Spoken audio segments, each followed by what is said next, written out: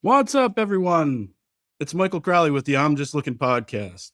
Welcome to the new episode. I got myself a new fancy microphone here, so let's see how this goes. Just remember, I'm not a professional DJ, I'm not a professional speaker, so I could use everything I could possibly get to make myself sound better, I guess, right? So, just wanted to bring up a couple things today, some on the positive note, some not so positive, but that's part of the episode, and we'll talk about some of those things.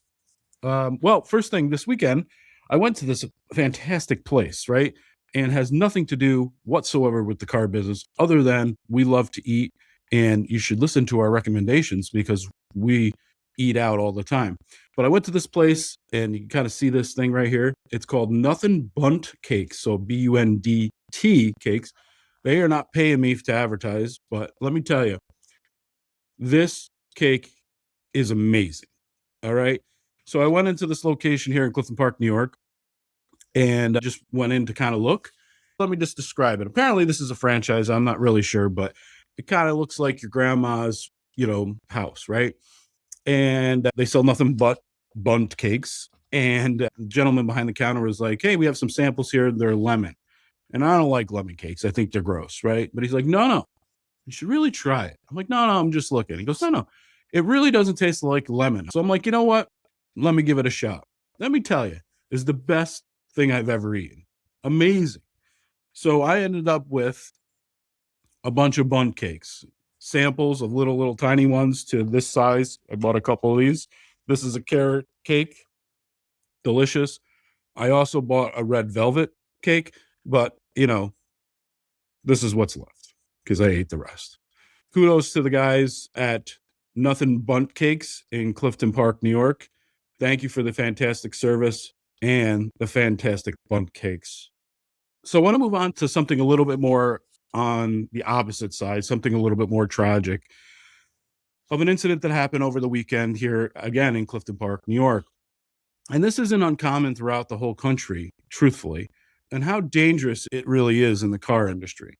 Whether it be you work in the service department or you work in the sales department, you work in the accounting department, the body shop, detail cleanup, parts department, and any other department that I haven't mentioned in the car business. Also, you're an insurance agent. It really doesn't matter. There's some tragedies that happen, some accidents that happen. And, after hearing about this event and kind of driving by and seeing it happen, I thought it'd be good to kind of talk about it a little bit. Don't want to bring anybody down, but these are the parts that you may not know. There was a tragedy that happened in Clifton Park at an oil change place. There were two vehicles parked inside with the garage doors down, and an older gentleman accelerated instead of parking and accelerated through the garage door, hitting the car that was in the back, pinning one of the gentlemen that worked for the company between the two cars. And tragically, he lost his life. My condolences go out to the entire family, the staff, and everybody that's involved in that situation, because it is a tragic situation that happened. But those are incidents, and that was an accident, right? But those things kind of happen throughout our careers. We see things happen. Last year in Michigan, there was a disgruntled customer that shot and killed two employees at a car dealership, thought that he was taken advantage of or such, and two people were killed at the car dealership. I remember hearing about another incident where somebody was trying to steal a car. I've seen it a lot, of where people get very upset and they will take it out on the employees. Now, I'll be the first one to admit there are some bad actors within the car industry, so I can understand why you would be upset if you felt like you were taken advantage of, but not everybody is like that. So, I hold myself to a pretty high standard where I don't take advantage of a customer. I'm very open and honest, to a fault sometimes, because you may feel like, well, that doesn't make sense. Why did you do that? Or why did that car have, break down or whatnot? But they're machines at the end of the day. And that's what I tell everybody. It's just like anything that you purchase. I've purchased things at the store where things break, and I can't blame the store that sold it to me because they didn't build it. And even if they did build it, it doesn't mean that they did something wrong. It's just some of the parts sort of give out. So sometimes that frustration And I understand why you would have frustration, but you may take it out on the employees of a car dealership where it really isn't warranted. And obviously, it could go the other way. Now, that has nothing to do with a complete accident, but I just kind of wanted to put the scope out there and talk to you guys about that a little bit. And maybe you guys can comment a little bit about some of your experience that you have. Because I've experienced, cars have fallen off lifts and they've hurt employees. Employees have gotten metal shards in their eyes. Things happen, it's the way of the industry. So, it's not what everybody thinks. Some people think that it's always just sort of fun and games that we do here, but it can be tragic. I know at one point I've experienced customers getting very upset because they didn't like a trade value to the point where they're screaming and yelling and wanting to fight everybody. In that particular instance, I was involved in it. Basically said, here's the best part. We're buying the car from you, just like you're buying the car from us. You don't have to take our offer. If it's not satisfactory to you, we're not holding your feet to the fire saying you have to buy the car. But sometimes it can get violent and it could take a toll on employees at the dealership level unnecessarily. But again, as the incident on this weekend with the garage, I don't know all the details. I couldn't tell you the details on it because again, I'm not a reporter, but I can tell you that it seems to me that it was an accident, but unfortunately it took an employee of a car dealership's life, and it's very sad, and it's all too common, unfortunately. So my condolences goes out to the entire family and everybody involved with that situation. So, but moving forward, let's just talk a little bit about one other thing that I wanted to bring up, kind of in a completely different direction. I want to talk about car evaluations.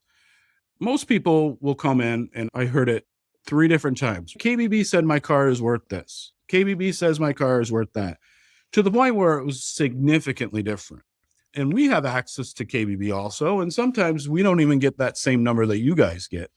So understand, KBB is a guide. It's a guidebook, no different than which was NADA at one point. Those are guidebooks, right? And I want to just tell you where those numbers are derived from. Those numbers are derived from a lot of different areas. They pull our information from our CRM, right? Our DMS is where we put all the information into the computer, and the CRM is where we put all the information about our customers. When we sell a car, they will pull data from what we sold the car for and what we put on a trade value. Now, depending on how that deal is structured in the system, i.e., let's say we're selling the car at MSRP, but we're discounting the car $2,000, but instead of putting $2,000 as a discount, we add that to your price of your trade value because that's your concern, right? So your $10,000 car is now worth $12,000. So in Kelley Blue Book's world, they think that car is valuated at $12,000. So when you come in to negotiate and you say, well, KBB says my car is worth $15,000, well, that's the reason why. It's because it's the trade plus your discount, which we call trade allowance. So you're expecting, most times when you come into the dealership, or like us, I advertise a big discount on our cars. So when you see that big discount, that's the number that we would also add to your trade, the discount plus your trade value. So sometimes the evaluation could be off. So we just need to make sure that we're looking at apples to apples. Now, that's not the only place that KBB gets their value from. They are the NADA Guide Used Car Value versus Kelley Blue Book, right? So that it basically tells you how they came up with their evaluation. And it's from a number of different sources. They do comparisons between all the listing websites. They do evaluations based on trade-in value, private party, and so on and so forth. They also pull it from what the cars sell at the auction for. And those evaluated numbers are also in there. So it could average itself out. How I evaluate a car is based on true numbers.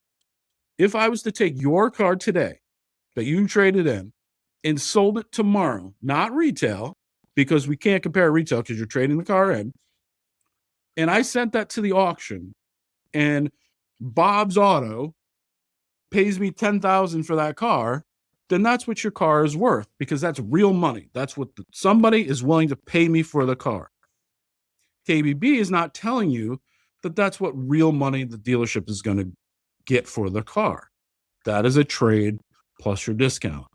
So when KBB is going to give you $12,000, they're not giving you $12,000. And we joke and we say, well, see if they'll cut you a check. So please don't think that. But that's the reality, is they're not giving you what we're telling you as a dealership is that your car is worth 10 and we're discounting our car 2,000. It's the same number at the end of the day. Just need to take that into account. So for all those people out there that are looking at KBB, it's not a bad thing because we use KBB as well, but just use it as a guide. It's not what an actual dealership will give you. And there is sometimes that we will give you more than KBB is worth, but just keep in mind that that is a guidebook and that's what they are called, a guidebook. So any questions that you guys have, please feel free to send me a message or message below in any of the social medias. And until the next episode, be careful out there at everybody at the dealership. Be careful.